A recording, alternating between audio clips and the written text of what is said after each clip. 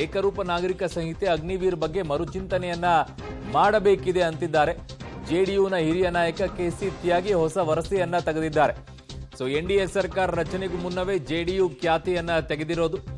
So Agniveer ಅಂತೂ ಬಹುದೊಡ್ಡ ಮಟ್ಟದಲ್ಲಿ ಚರ್ಚೆಗೆ ಒಳಪಟ್ಟಿದೆ. ಅಲ್ಲಿ ಏಟನ್ನ ಕೊಡುವಂತಹ ಕೆಲಸವೂ ಕೂಡ ಆಗಿರೋದು ಅಗ್ನಿವೀರ್ ವಿಚಾರದಲ್ಲಿ ಅನ್ನುವಂಥದ್ದು. ಹರಿಯಾಣ ಮತ್ತೆ ಉತ್ತರ ಪ್ರದೇಶ್ ಮತ್ತು ಪಂಜಾಬ್ ಈ ಭಾಗಗಳಲ್ಲೆಲ್ಲ ಹೆಚ್ಚಿನ ರೀತಿಯಾದಂಥ ಏಟ್ ಅವರಿಗೆ ಅಗ್ನಿವೀರ್ ಮೂಲಕವಾಗಿ ಬಿದ್ದಿದೆ ಅಂತ ಹೇಳ್ತಾ ಇದ್ದಾರೆ. ಕಾರಣ ಯಂಗ್ ವೋಟರ್ಸ್ಗಳೇನಿದ್ದಾರೆ ಆರ್ಮಿ ಜಾಯ್ನ್ ಆಗಬೇಕು ಅನ್ನುವಂಥದ್ದು ಅತಿ ಹೆಚ್ಚಿನ ರೀತಿಯಲ್ಲಿ ಅಲ್ಲಿ ಕೋಚಿಂಗ್ ಸೆಂಟರ್ಗಳಿದಾವೆ. ಇಲ್ಲಿ IAS ಕೋಚಿಂಗಿಗೆ ಹೆಂಗೆಲ್ಲ ಇದೆಯೋ ಹಾಗೆ ಆರ್ಮಿ ಜಾಯ್ನಿಂಗಿಗೋಸ್ಕರ ಕೋಚಿಂಗ್ ಸೆಂಟರ್ಗಳಿದಾವೆ ಇಲ್ಲಿ ಅತಿ ಹೆಚ್ಚಾಗಿ.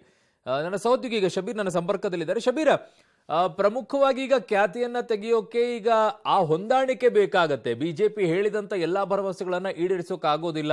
ಯಾವುದೂ ಕೂಡ ಗೊಂದಲಮಯವಾಗದೇ ಇರುವಂತದಕ್ಕೆ ಮಾತ್ರ ಆಸ್ಪದ ಕೊಡುವ ಪರಿಸ್ಥಿತಿಗೆ ಈಗ ಬಿಜೆಪಿ ಹೋಗ್ಬೇಕಾಗತ್ತೆ. ಎಲ್ಲವನ್ನು ವಿರೋಧ ಕಟ್ಕೊಳಕ್ ಆಗಲ್ವಲ್ಲ?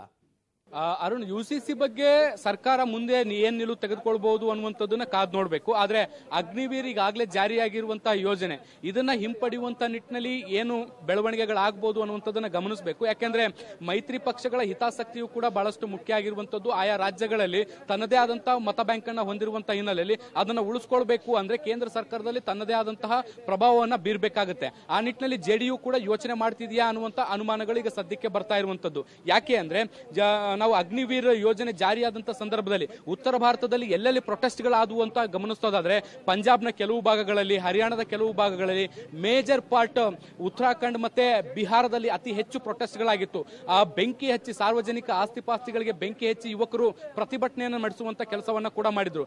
ಈಗ ಜೆಡಿಯು ಬಿಹಾರದಲ್ಲಿ ಏನು ಪ್ರಾಬಲ್ಯವನ್ನ ಸಾಧಿಸುವಂತದ್ದು ಅಥವಾ ಕೇಂದ್ರ ಸರ್ಕಾರದಲ್ಲಿ ಪ್ರಾಬಲ್ಯವನ್ನ ಸಾಧಿಸ್ತಾ ಇರುವಂತಹ ಹಿನ್ನೆಲೆಯಲ್ಲಿ ಯುವ ಮತಗಳನ್ನ ಗಮನದಲ್ಲಿಟ್ಟುಕೊಂಡು ಅಗ್ನಿವೀರ್ ಯೋಜನೆಯಲ್ಲಿ ಏನಾದ್ರೂ ಬದಲಾವಣೆ ತರುವಂತ ಪ್ರಯತ್ನವನ್ನ ಮಾಡುತ್ತಾ ಅನ್ನುವಂಥದ್ದನ್ನ ಕೂಡ ನಾವು ಗಮನಿಸಬೇಕು. ಯಾಕಂದ್ರೆ ಕೇಂದ್ರ ಸರ್ಕಾರ ಈಗಾಗಲೇ ಈ ಯೋಜನೆಯನ್ನು ಜಾರಿ ತಂದಿರುವಂತಹ ಹಿನ್ನೆಲೆಯಲ್ಲಿ ಅದನ್ನ ಹಿಂದೆ ಪಡೆದ್ರೆ ಮುಜುಗರ ಆಗುವಂತ ಸಾಧ್ಯತೆಗಳಿದಾವೆ. ಹೀಗಾಗಿ ಯೋಜನೆಯಲ್ಲೇ ಏನಾದ್ರೂ ಬದಲಾವಣೆ ತರುವಂತ ನಿಟ್ಟಿನಲ್ಲಿ ಮುಂದಿನ ದಿನಗಳಲ್ಲಿ ಯೋಚಿಸುತ್ತಾ ಕಾದ್ ನೋಡ್ಬೇಕು. ಆದ್ರೆ ಇದು ಈಗಲೇ ಮಾತಾಡುವಂತದ್ದು ಬಹಳಷ್ಟು ಅರ್ಲಿಯರ್ ಸ್ಟೇಜ್ ಆಗುತ್ತೆ.